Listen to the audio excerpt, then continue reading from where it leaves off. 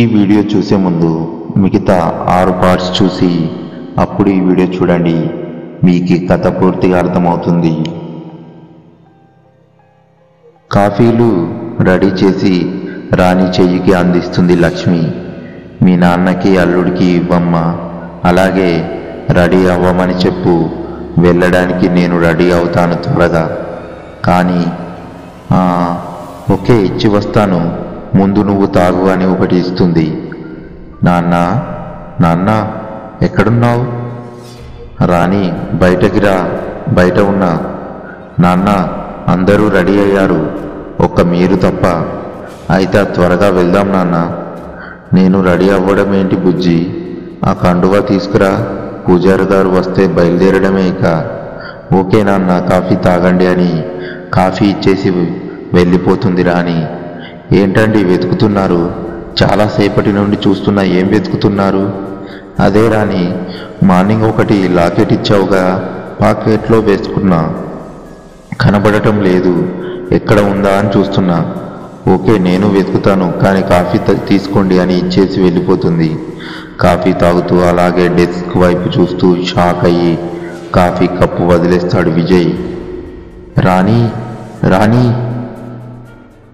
ఏంటండి, ఒక్కసారి ఇటు చూడు, కంగారుగా అంటాడు విజయ్. రాణి కూడా చూస్తుంది. అదేంటండి, ఇందాక మీరు పాకెట్లో వేసుకున్నారు కదా, మరి ఇదేంటి ఇక్కడికి ఎలా వచ్చింది? నడుచుకుంటూ వెళ్ళింది. నాకు అర్థం కాక నిన్ను అడిగితే నువ్వు నన్ను అడుగు, అసలు ఎలా వచ్చిందబ్బా అని ఇద్దరు 2 నిమిషాలు సైలెంట్గా దాని వంకే చూస్తూ ఉంటారు. అరే రే, ఎక్కడ ఎక్కడ ఎక్కడ ఎక్కడ నా ప్రాణం, ఈ ప్రశ్నకు నువ్వేలే సమాధానం అని ఫోన్ రింగ్ టోన్ వినబడేసరికి ఒక్కసారిగా ఉలిక్కిపడి చూస్తారు. అబ్బా, ఈ ఫోన్ ఒకటి ఎప్పుడు అని లిఫ్ట్ చేసి హలో అంటాడు Vijay. Hi sir, good morning, నేను డాక్టర్ ఇషాంత్ని మాట్లాడుతున్నాను. చెప్పండి సార్. ఆనంద్కి కొంచెం మెలకువ వచ్చింది, కానీ తన పాత బిహేవియర్లో తేడా లేదు. రామ్ గారు మీకు కాల్ చేశారు, ఆ పోస్ట్ మార్టం రిపోర్ట్స్ రెడీ అయ్యాయంట.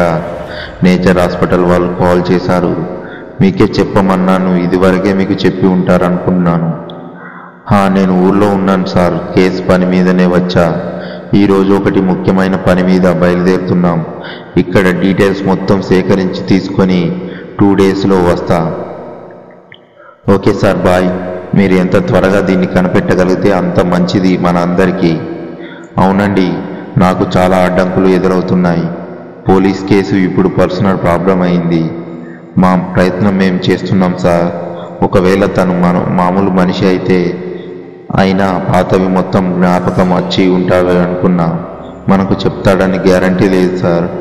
ఇక్కడ గురువు గారు అని ఒక వ్యక్తి ఉన్నారంట, తన దగ్గరికి వెళ్తే ఏదైనా పరిష్కారం లభిస్తుందేమో చూడాలి. మనిషికి జబ్బు వస్తే నయం చేయగలం, కానీ ఆత్మకు జబ్బులు వస్తే మనం ఏం చేస్తాం? సో ఇలాంటి వాటికి గురువు గారు లాంటి వాళ్ళే కరెక్ట్, వెళ్ళండి.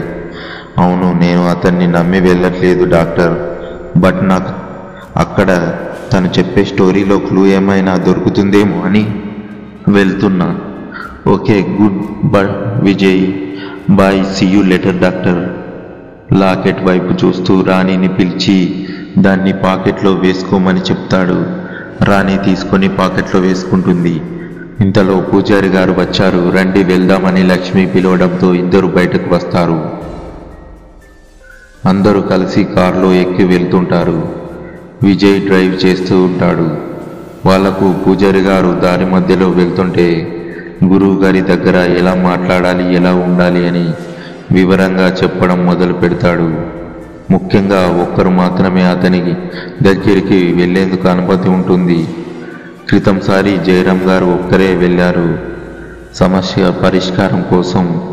సో అందరూ తనే వెళ్తే బాగుంటుంది అని నిర్ణయిస్తారు.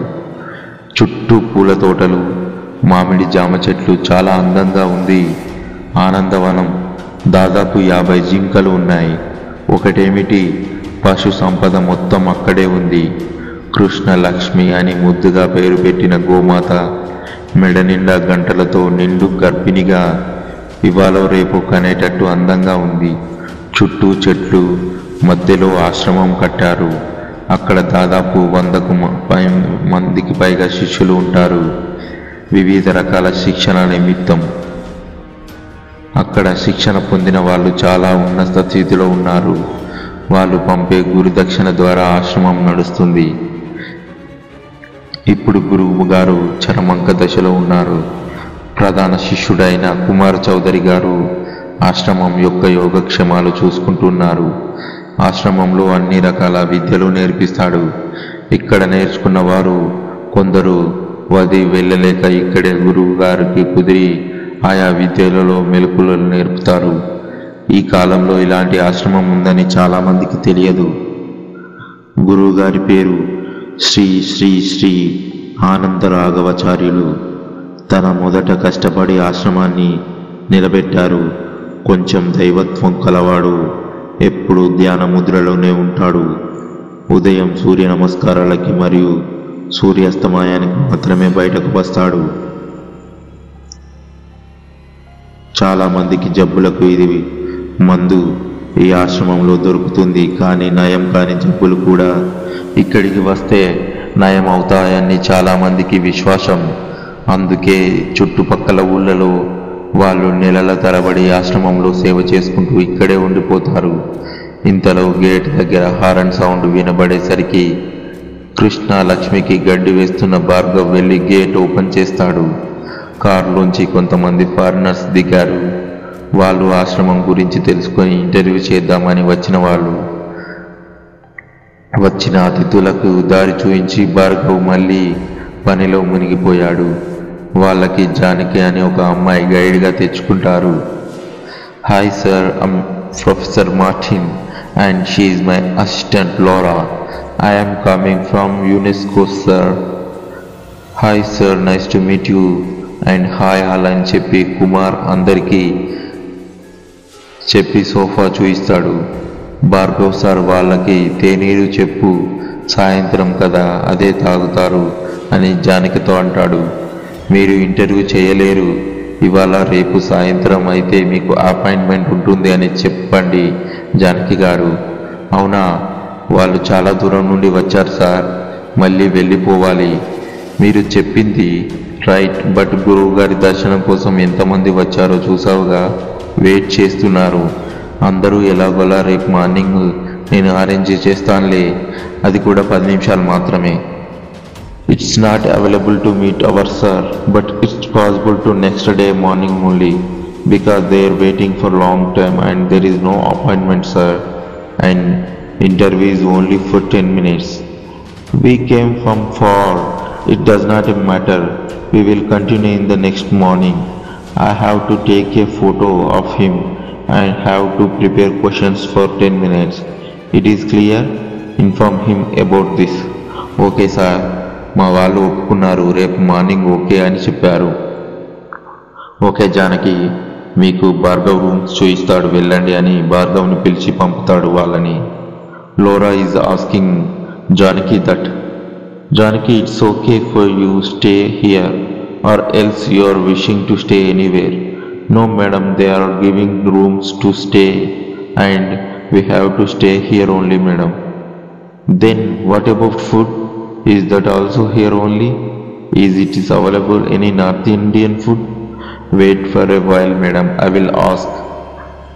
Bhargav garu, వీరు ఫారినర్స్ కదా, ఫుడ్ ఎలా మరి? మేడం, ఇది ఆశ్రమంలో అందరికీ పెట్టిన ఫుడ్డే మీకు పెడతారు, ఓకేనా? నాకు ఈరోజు వచ్చేసి చక్కెర పొంగలి మరియు పులిహోర. సార్, సాయంత్రం ఇక్కడ అందరికి ఒకేలా తయారు చేస్తారంట. ఇవాళ మెనూ వచ్చి చక్కెర పొంగలి అండ్ పులిహోర సార్. ఓకే, కొత్త రకం వంటకాలు కదా, టేస్ట్ చేద్దాంలే. లోరా, అది ఎలా ఉంటుందో చూద్దాం. ఓకే, పర్వాలేదు, నేను కూడా రెడీ, వెయిట్ చేస్తున్నాను అని. ఎలా ఉంటాయో అని భార్గవ్ రూమ్ చూపించి వెళ్ళిపోతాడు. విజయ్, టైం ఎంత అవుతుంది? టైం 4:30 అవుతుంది మామయ్య. అవునా? 5కి గురువు గారు బయటకు వస్తారు. అప్పటి వరకు వెళ్ళి మనం ఇంకా ఎంత దూరం ఉంటుందో సార్? ఇక్కడి నుండి సుమారు ఒక 10 మైళ్ళు ఉండవచ్చు బాబు. 2 ఊళ్ళు దాటితే చేరుకుంటాం. ఓకే వెళ్తాంలే, 10 కిలోమీటర్లే కదా. 5 లోపలే వెళ్తాము. రాణి వాటర్ తీసి తాగుతుంది. దారిలో కొంచెం రోడ్డు గతుకులుగా ఉన్నందుకు వాళ్ళ విజయ్ స్లోగా వెళ్తున్నాడు. ఆ కుదుపులకి వాటర్ రాణిపై పడుతుంది. ఎవరూ చూడకుండా మెల్లగా గిల్లుకుంది విజయ్ని కోపంగా చూస్తూ. విజయ్ అబ్బా అని గట్టిగా అరుస్తాడు. ఏమైంది అని రాణి వంక చూస్తాడు. ఏమైంది బాబు అని లక్ష్మి అడుగుతుంది. ఏం లేదు అత్తయ్య నవ్వుకుంటూ రాణి వంక అలాగే చూస్తాడు. అందాన్ని రాణి కనిపించే వైపు తిప్పి చూస్తూ ఉంటాడు. అన్నీ సర్దుకుంటూ రాణి ఎటో చూస్తూ అప్రయత్నంగా చెయ్యి విజయ్ మీద వేస్తుంది. ఆ స్పర్శకి సడన్గా కారు ఆపేస్తాడు విజయ్. ఈసారి ఏమైంది బాబు వెనక లక్ష్మి అడుగుతుంది. ఏం లేదత్తయ్య కారుకు కాస్త విరామం ఇద్దామని ఆపాను. కాస్త రెస్ట్ తీసుకొని బయలుదేరదాం ఓకేనా? ఓకే అందరూ ఓకే సారీ అంటారు. పూజారి మాత్రం కారు దిగకుండా అలాగే ఉండిపోతాడు. అందరూ దిగి ఒక చెట్టు కింద విశ్రాంతి తీసుకుంటారు. రాణికి మాత్రం చెవిలో చెప్తూ ఇప్పుడు డ్రైవ్ చేయాల్సింది నువ్వే అంటాడు. అమ్మో నా వల్ల కాదు, అంత లేదు, ఇప్పుడు చూడు ఏం చేస్తాను అని నన్నే గిల్లుతావా? సారీ ప్లీజ్ వదిలేయండి అని. అది కాదు విజయ్ ప్లీజ్, అస్సలు వదిలే ప్రసక్తి లేదు. అత్తయ్య ఇప్పుడు రాణి డ్రైవింగ్ చేస్తుందంట. అవునా? అయితే ఇంకా స్పీడ్గా వెళ్ళొచ్చు. దాని స్పీడ్ మాకు తెలుసు బాబు, అందులోనూ పెళ్ళయ్యాక ఎప్పుడు డ్రైవింగ్ చూడలేదు. అత్త కూడా నాకే సపోర్ట్. ఇప్పుడేం చేస్తావు? నన్ను కొడుతూ చూస్తాడు. నిన్ను బాగా ఇరికించానంటూ బాగా కోపంగా చూస్తుంది. ఇంతలో ఒక నల్ల పిల్లి పెద్దగా అరుస్తూ చెట్టు మీద నుండి మధ్యలో దూకుతుంది. అందరూ ఒక్కసారిగా అదిరిపడ్డారు. రాణి ఏకంగా విజయ్ మీద పడిపోయింది. పూజారి సడన్గా కారు దిగి పిల్లి వంక చూస్తాడు ఏదో చదువుకుంటూ. అంతే, ఒక్కసారిగా నల్ల పిల్లి పెద్దగా అరుస్తూ పూజారి పైనుండి కారవతలకు దూకి పొలంలోకి వెళ్ళిపోతుంది. ఓకే త్వరగా వెళ్దాం విజయ్, టైం అవుతుంది పూజారి అడిగేసరికి అందరూ లేచి ప్రయాణం అయ్యారు. రాణి స్పీడ్గా డ్రైవ్ చేస్తూ వెళ్తుంది. గతుకుల రోడ్డు మీద అందరూ కుదుపులకు లోనవుతున్నారు. కొంచెం స్పీడ్ తగ్గించమ్మా ప్లీజ్. కొంచెం స్పీడ్ తగ్గిస్తుంది రాణి. ఉన్నట్టుండి వాతావరణంలో మార్పులు చోటు చేసుకున్నాయి. ఒక్కసారిగా మబ్బులు కమ్మాయి. వర్షం స్టార్ట్ అయ్యేలా ఉంది నాన్న. అప్పుడు చాలా స్లోగా వెళ్లాల్సి ఉంటుంది. ఇవి వర్షపు సూచనలు కాదమ్మా, దుష్ట శక్తులు అని కలిసి ఆడుతున్న నాటకాలు. ఇది కట్టుకోండి అని రాణికి విజయ్కి దారం లాంటిది ఇస్తాడు. ఇద్దరూ కట్టుకుంటారు. ఇంతలో గాలి బలంగా వీస్తూ సుడులు తిరుగుతుంది. రోడ్డు వెంబడి వెళ్తున్న కారు ముందు ఆశ్రమానికి కొంత దూరంలో దగ్గరికి వచ్చేసరికి గాలి మబ్బులు అన్ని దూరమయ్యాయి. వాతావరణం చల్లగా ఆహ్లాదకరంగా తయారైంది. ఇంతలోనే ఎంతో మార్పు. లక్ష్మి, జయరాం ఒకేసారి అంటారు. ఒక్కసారిగా ధ్యాన ముద్రలో ఉన్న గురువు గారు ఉలిక్కిపడి కళ్ళు తెరిచి చుట్టూ చూస్తాడు. సమస్య ఎదురుగా వస్తుంది. ఇక సమాధానం చెప్పవలసిన ఆవశ్యకత ఉంది, ఎంతో ఉంది అని మనసులో అనుకుంటాడు. భార్గవ అని పిలుస్తాడు. కొంత దూరంలో ఉన్న భార్గవ పరిగెత్తుకొని వచ్చి చెప్పండి స్వామి అంటాడు. మనకు కావలసిన వాళ్ళు గేట్ దగ్గర వస్తున్నారు, వెళ్ళి తీసుకొని రా నాన్న. అందరూ ఆశ్చర్యంగా చూస్తూ ఉంటారు. ఎలా తెలుసు అని గుసగుసలాడుకుంటారు. అలాగే స్వామి అని వెళ్ళిపోతాడు. గురువు గారికి భార్గవ అత్యంత ఇష్టమైన శిష్యుడు. తనకు కావాల్సినవి అన్నీ భార్గవ సమకూర్చుతాడు. చురుకైన విద్యార్థి, అన్ని విద్యలలో ప్రావీణ్యం ఉంది. భార్గవకి దృష్టి వశీకరణ విద్య ఒక్క భార్గవకి సాధ్యమైంది నేర్చుకోవడం. అందుకే భార్గవ అంటే గురువు గారికి కొంచెం ప్రీతి. ఇంతలో కుమార్ వచ్చి స్వామి సాయంకాలం ప్రార్థన సమయం అయింది. అలాగే భక్తులు ఎక్కువగా ఉన్నారు స్వామి, ఇవాళ అందరినీ వెళ్ళమని చెప్పు.